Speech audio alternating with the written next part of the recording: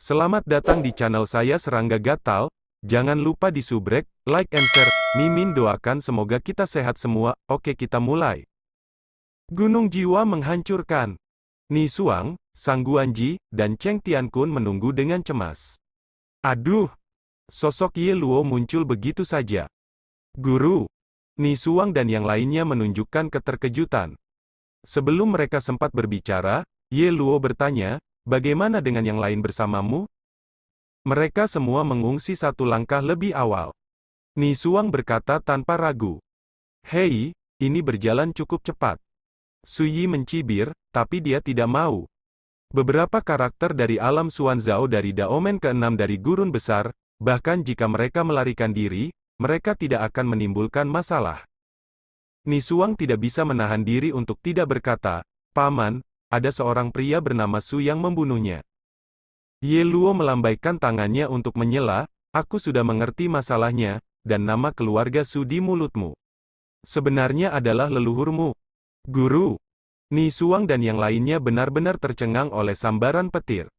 Melihat ini, Ye Luo tidak bisa menahan nafas, dia sudah yakin bahwa Ni Xuang dan yang lainnya benar-benar tidak tahu identitas sebenarnya dari tuannya. Apa yang akan saya katakan selanjutnya mungkin sulit untuk Anda terima, tetapi saya merasa perlu memberitahu Anda kebenarannya.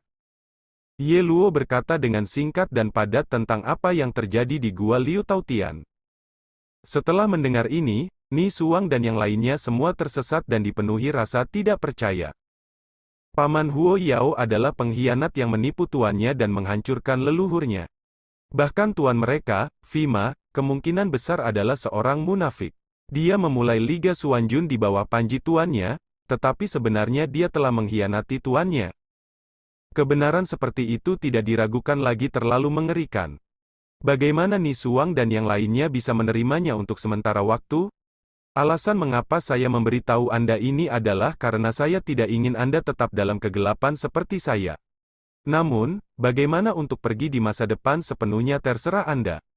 Ye Luo berkata dengan sungguh-sungguh, bagaimanapun, Bama adalah tuanmu.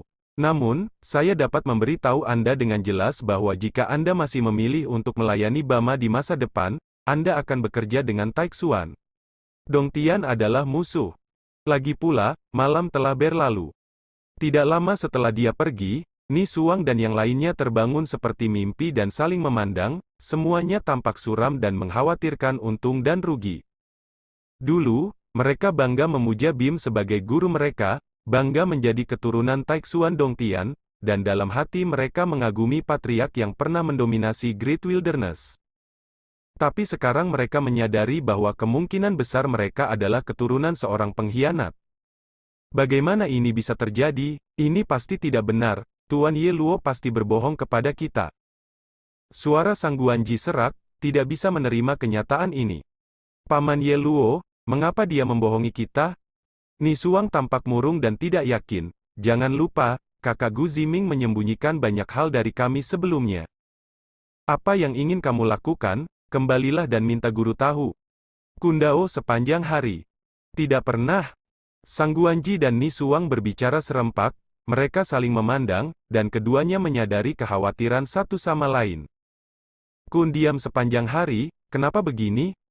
Jika Si Zun benar-benar pengkhianat, tidak ada jaminan bahwa dia tidak akan melakukan sesuatu di luar imajinasi kita. Ni Xuang menarik napas dalam-dalam dan tampak rumit. Lagi pula, Liga Xuanjun didirikan di bawah panji leluhur. Jika sisa Liga Xuanjun tahu bahwa tuannya adalah pengkhianat, yang akan layanan guru? Sang Guanji juga berkata dengan getir, sudah dapat diduga bahwa untuk menyembunyikan kebenaran, guru tidak akan membiarkan berita itu bocor. Cheng Tiankun bergidik ketika mendengarnya, dan 4 kata muncul di benaknya, bunuh dan bunuh. Lalu, apa yang harus kita lakukan? Cheng Tiankun mau tidak mau bertanya. Tetap di pinggir dan jangan ikut campur. Mata Ni Xuang berkilat, menurut kata-kata Paman Ye Luo, leluhur telah bereinkarnasi dan akan kembali ke gurun besar Kyushu cepat atau lambat. Pada saat itu, apakah tuannya pengkhianat atau bukan, kebenaran akan terungkap. Sang Guanji dan Cheng Tiankun mengangguk serempak. Ini ide yang sangat bagus. Tapi bagaimana jika ternyata tuannya benar-benar pengkhianat? Sang Guanji tidak bisa menahan diri untuk tidak berkata, kamu tahu, masing-masing dari kita murid telah diajar oleh guru, dan di masa lalu, guru tidak pernah memperlakukan kita dengan buruk. Ni Suang dan Cheng Tiankun sama-sama terdiam, emosi mereka mati rasa, dan semuanya kacau balau. Mereka mengagumi leluhur mereka dan menyebut diri mereka keturunan Taik Suandong, tetapi tuan mereka kemungkinan besar adalah pengkhianat sekte, jadi bagaimana mereka harus bersikap? Kekejaman dan ketidakberdayaan urusan dunia terletak di sini. Di bawah langit malam, Suyi berjalan dalam kehampaan, jubahnya berkibar, mengalir keluar dari debu. Kalau Bim tahu apa yang terjadi hari ini, aku khawatir susah tidur dan makan. Bisikan malam tiba. Dia tidak lagi menghormati Bim sebagai kakak tertua. Tidur dan tidur sulit untuk dikatakan, tetapi dia tidak akan pernah mengakui bahwa saya masih hidup. Bahkan jika saya muncul di depannya, dia tidak akan pernah mengenali saya. Mata Suyi dalam. Ye Luo terkejut, kenapa ini? Liga Xuanjun didirikan atas nama saya. Jika orang-orang kuat dari Liga Xuanjun tahu bahwa Bima telah mengkhianati saya tidak perlu melakukan apa-apa, dan Liga Xuanjun adalah ditakdirkan untuk runtuh. Suyi berkata dengan santai, Bima ditakdirkan untuk tidak mampu menanggung harga seperti ini, dan dia pasti sudah menyadarinya, jadi dia secara pribadi pergi ke dunia bawah untuk menyelidiki dan bereinkarnasi denganku. Titik petik 2. Ye Luo tiba-tiba menyadari hal ini dan berkata, tetapi jika guru menghormati kembali ke Great Wilderness Kyushu, akan sia-sia jika dia menolak untuk mengakuinya. Suyi menggelengkan kepalanya dan berkata, jangan meremehkan kakak laki-lakimu, dia memiliki temperamen yang tenang, kota seperti laut, dan dia melakukan banyak hal setelah direncanakan. Jika dia tahu apa yang terjadi hari ini, dia pasti akan mengambil segala macam tindakan pencegahan. Jika Anda mengambil tindakan terlebih dahulu, Anda tidak akan pernah membiarkan diri Anda jatuh ke dalam situasi pasif. Barma. Dalam pekerjaannya, Bim sangat teliti dan tegas dalam membunuh. Bima juga merupakan murid Suyi yang paling tidak khawatir. Dia tidak pernah membuat masalah, tidak pernah pamer, tidak pernah membocorkan, dan sangat dihormati dan dipercaya oleh junior dan senior lainnya di sekte tersebut. Dalam beberapa tahun terakhir, ketika Suyi bepergian, dia sering membiarkan Bimal mengambil alih semua urusan gerbang gunung. Dan Vima memenuhi harapan, tidak peduli berapa lama Suyi bepergian ke luar negeri, Vima selalu bisa mengurus berbagai urusan sekte dengan tertib. Murid seperti itu memilih untuk mengkhianati, dan bahkan sekarang Suyi sedikit tidak dapat diterima. Namun, Suyi tahu bahwa untuk saat ini, tidak peduli mengapa Bim memilih untuk berkhianat, apakah ada misteri lain di dalamnya. Dalam situasi saat ini, selama Vima tahu bahwa dia masih hidup, dia akan melakukan segala kemungkinan untuk menahan segala sesuatu yang tidak baik untuknya. Malam terdiam beberapa saat. Dia tahu bahwa apa yang guru katakan adalah kebenaran. Hanya berpikir bahwa setelah memasuki gerbang tuannya, ketika Bima yang memiliki hubungan terbaik dengannya adalah pengkhianat, Ye Luo merasakan kepanikan di hatinya. Setelah waktu yang lama, Ye Luo berkata, Tuan, murid itu tidak membela Bama, tetapi curiga bahwa dia tidak boleh memilih untuk mengkhianati tanpa alasan. Mungkin ada perasaan tersembunyi lainnya di dalamnya. Suyi mengangguk dan berkata, segala sesuatu di dunia harus ada sebab dan akibat. Di masa depan, saya akan memberi Bim kesempatan untuk menjelaskan. Ye Luo tidak bisa menahan diri untuk tidak berkata, setelah Tuan mengetahui kebenaran, akankah dia memaafkan Bama? Mata Suyi tenang dan dia berkata, apapun alasannya, selama kamu mengkhianati, kamu harus membayar harga yang sesuai. Ye Luo terkejut dan mengangguk. Guru dan muridnya menyapu reruntuhan dewa pemakaman sambil berbicara. Sepanjang jalan, Suyi juga belajar banyak hal dari Ye Luo Kou. Huo Yao dan rombongannya datang ke Netherworld dari Great Wilderness kali ini, dan itu memang atas perintah Vima. Menurut legenda, itu karena Bimo mengetahui berita pergolakan di lautan penderitaan dan menyadari bahwa jalur pemakaman dan dunia bawah diduga menyembunyikan rahasia reinkarnasi, jadi Huo Yao dan Ye Luo dikirim secara langsung. Setelah Huo Yao dan yang lainnya tiba di Netherworld, mereka juga mengetahui berita tersebut melalui Gu Ziming, Ni Suang, dan lainnya.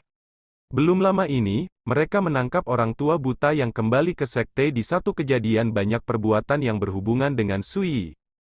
Oleh karena itu, ada game pembunuhan hari ini. Namun, apakah itu Ye Luo atau Ni Suang dan yang lainnya? Mereka disembunyikan dari awal hingga akhir, dan hanya beberapa orang, seperti Huo Yao dan Gu Ziming, yang mengetahui kebenarannya.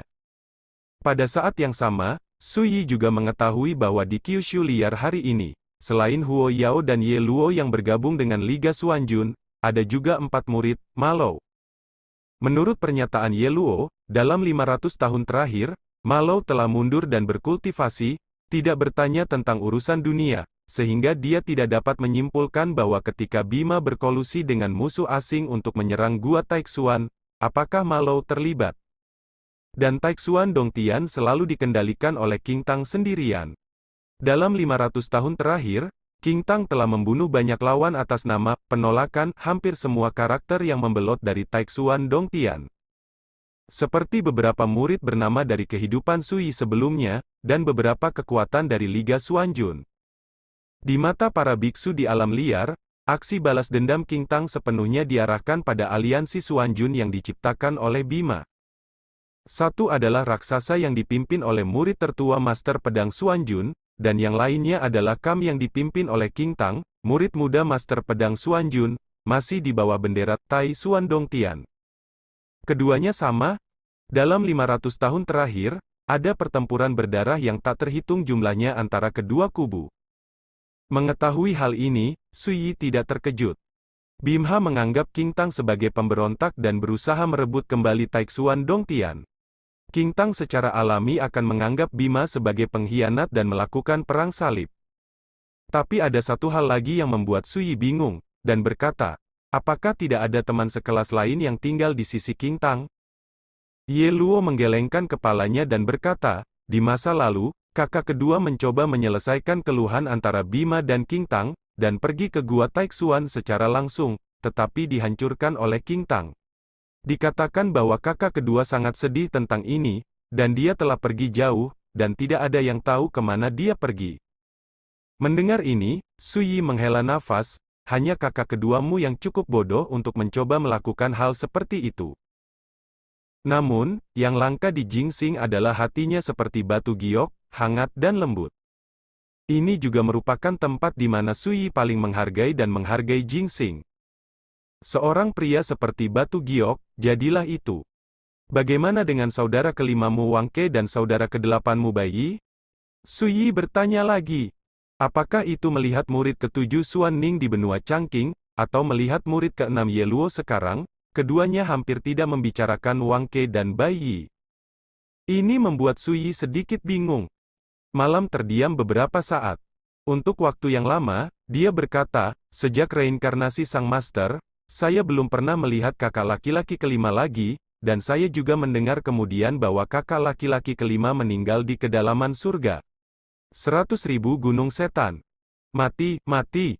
Sosok Sui Feidun berhenti, matanya tiba-tiba menyusut, ekspresinya berubah, dan dia sedikit tersesat. Sang Raja. Murid kelima Sui, lahir di Kendo, memiliki temperamen yang luas dan orang yang bebas dan mudah. Di antara sekte, Wang Ke memiliki identitas yang sangat istimewa. Dia adalah keturunan langsung dari klan Wang Zhou, salah satu klan tertua di Gurun Besar. Ini adalah unicorn ketujuh dalam sejarah klan Wang Zhou, yang memiliki bakat 5 kebajikan. Untuk membuat Wang Ke menyembah di bawah gerbang Sui, klan Wang Zhongzhu menggunakan harta dan kontak yang tidak diketahui jumlahnya, dan bahkan sedikit diinjak untuk membuat barang antik tua yang dikejutkan oleh Agung Sunyi Maju. Seperti Jiuji Suandu Tai Sang Elder, Sang Yin, Xiaoxi Tianfo Lord Daun Tibet dan sebagainya. Tapi semuanya ditolak oleh Sui. Tidak peduli seberapa kuno keluarga Wang di Zhongzhou, dan tidak peduli seberapa baik hubungan mereka, itu tidak dapat memengaruhi atau mengubah standar Sui untuk merekrut murid sejati. Namun, ketika semua klan Wang di Zhongzhou kecewa, Wang Ke, yang baru berusia 13 tahun saat itu, adalah orang pertama yang berlari keluar gerbang Tianshan Gua Taixuan dan memilih ujian, tes pemurnian roh pedang, yang paling kejam dan keras.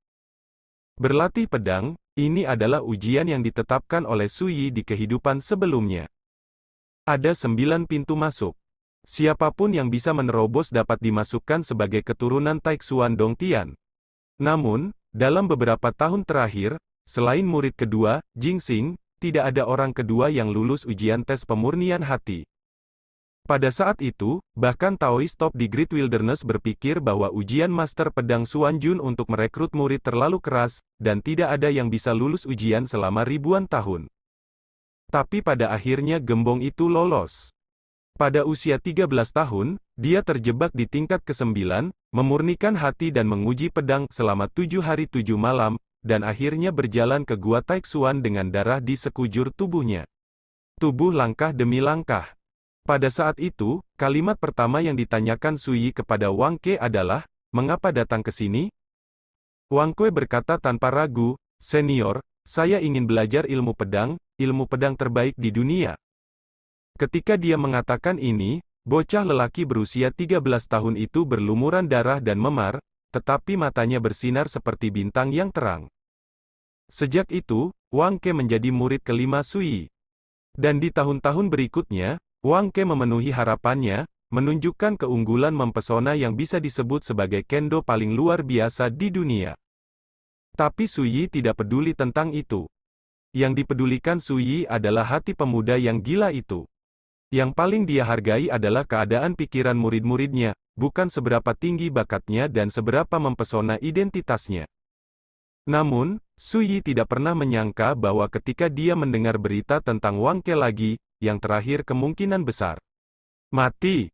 Su Yi tidak bisa menahan diri untuk tidak terpana, jantung Dao, yang disebut King Kong tidak bisa dihancurkan dan abadi, bergetar pada saat ini. "Benarkah?" Su Yi bertanya. Suaranya agak teredam. Sepertinya menyadari bahwa suasana hati Su Yi tidak benar.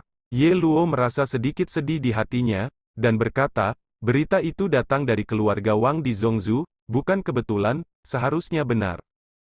Zhongzhou Wang? Itu adalah klan di belakang Wang Ke, jadi tentu saja mereka tidak akan membuat lelucon tentang hal-hal seperti itu dengan mudah. Su Yi menarik napas dalam-dalam dan berkata, "Apakah kamu tahu siapa pembunuhnya?" Ye Luo menggelengkan kepalanya dan berkata, "Saya tidak tahu. Bertahun-tahun yang lalu, Bima secara pribadi pergi ke keluarga Wang di Zhongzhou untuk menanyakan berita itu, tetapi dia hanya tahu bahwa saudara Wang Kue adalah di kedalaman 100.000 Demon Mountain. Ketika terjadi kesalahan, tidak ada yang tahu mengapa." Setelah jeda, dia melanjutkan, "Pada tahun-tahun berikutnya, tidak hanya klan Zhongzhou Wang mengirim pasukan ke ratusan ribu Demon Mountains untuk mencari petunjuk, tetapi Vima juga mengerahkan kekuatan aliansi Xuanjun melakukan perjalanan ke 10.000 gunung setan berkali-kali. Di kedalaman gunung 10.000 monster. Tetapi pada akhirnya, mereka semua tidak menemukan apa-apa." Mendengar ini, Su Yi semakin mengernyit dan berkata, "Lalu mengapa klan Zhongzhou Wang begitu yakin bahwa kakak laki-laki kelimamu telah menderita?" Ye Luo berkata, "Dikatakan bahwa 5 bersaudara senior meninggalkan lampu kehidupan dan jiwa di klan ketika mereka lahir, dan itu padam secara aneh. Lampu padam saat orang mati. Jika lampu kehidupan dan jiwa padam, tidak diragukan lagi itu berarti burung raja kemungkinan besar telah menderita dan mati." Namun, ketika dia mengetahui hal ini, Su Yi bergerak di dalam hatinya dan berkata, "Ini hanya pelita kehidupan dan jiwa, tidak mungkin untuk menilai bahwa kakak laki-laki kelimamu telah menderita."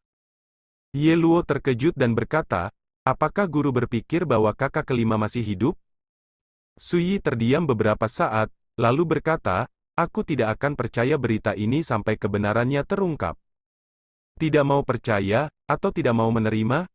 Ye Luo tidak bisa menebak, tapi dia bisa melihat bahwa suasana hati guru sedang buruk. "Bagaimana dengan warna putih?" Su Yi bertanya. "Tidak bersalah. Peringkat ke-8, keras kepala, sulit diatur, pemberani dan pandai berkelahi, sering menyimpang, terlahir fanatik berkelahi." Di antara murid-murid Su Yimen, Bai Yi mungkin bukan yang terbaik dalam kekuatan tempur, tapi dialah yang memiliki pengalaman tempur paling banyak. Pada tahun-tahun ketika Bai Yi pertama kali bergabung dengan sekte, dia hampir dipukuli oleh sekte lain. Bahkan Jingxing yang pemarah pun tidak bisa tidak mengalahkan Bai Yi sekali. Alasannya sangat sederhana, keterikatan yang sia-sia dalam segala hal, bersikeras berdiskusi dengan Jingxing. Jingxing memiliki sifat murni dan murni, yang paling tidak disukainya adalah berkelahi, tentu saja dia menolak berkali-kali. Tapi Bai Yi tidak berdamai, dan dengan sengaja menipu Jingxing dengan mengatakan bahwa dia telah membakar batu giok berharga Jingxing. Jingxing benar-benar jatuh ke dalam perangkap, dia sangat marah di tempat, dan dengan tamparan, dia membuat Bai Yi pingsan, dan butuh waktu setengah bulan untuk pulih sebelum dia pulih. Di belakang, Jingxing cukup malu dan meminta maaf kepada Bai Yi lebih dari sekali. Tapi Bai Yi tidak peduli sama sekali, tapi setelah lukanya sembuh, dia merengek untuk berdiskusi dengan Jingxing. Su Yi menghargai ini. Ketika dia memasukkan Bai Yi sebagai murid, dia sangat menyukai pertempuran seperti kegilaan Bai Yi. Tidak ada yang tahu kemana perginya saudara muda Bai Yi. Ye Luo menghela nafas pelan. Setelah reinkarnasi dari Master, junior brother Bai Yi menjadi gila dan pergi ke Qingtang untuk menyelesaikan akun. Tetapi dia terluka parah oleh Qingtang dan diusir dari Taixuan Dongtian. Setelah itu, kakak muda Bai Yi juga pergi ke Liga Xuanjun untuk mencari Bima. Dan untuk beberapa alasan yang tidak diketahui, Bai Yi dan Bima bentrok lagi. Tetapi dia sama sekali bukan lawan Bima. Dia akhirnya terluka. Sejak itu, tidak ada kabar tentang kakak muda Bai Yi. Omong-omong, Ye Luo melanjutkan, ketika saya mengetahui tentang ini, saya bepergian di dunia luar, dan baru setelah saya kembali ke Liga Xuanjun saya mengetahui tentang konflik antara Bai Yi dan Bima. Saya pergi untuk bertanya kepada Vimala Kirti mengapa, dan Vimala Kirti hanya mengatakan bahwa adik junior ke-8 itu gila, dan ada masalah besar dalam pikirannya. Mendengar ini, Su Yi tidak bisa menahan perasaan kasihan di dalam hatinya. Hanya dia yang tahu bahwa meskipun Bai Yi suka berperang dan sulit diatur, pikirannya sesederhana kertas kosong. Bai Yi selalu menganggap Taixuan Dongtian sebagai rumahnya. Di dalam hatinya, mereka yang berasal dari keluarga yang sama tidak berbeda dengan kerabat. Namun saat itu, dia terluka parah dan diusir oleh Qingtang, bahkan sempat berkonflik dengan Bimo, dan meninggal dalam keadaan terluka. Ini membuat Su Yi sangat tidak nyaman. Ini salahku juga, ketika aku bereinkarnasi, aku terlalu tergesa-gesa dan gagal mengatur pemakaman. Jika tidak, banyak hal yang tidak akan terjadi.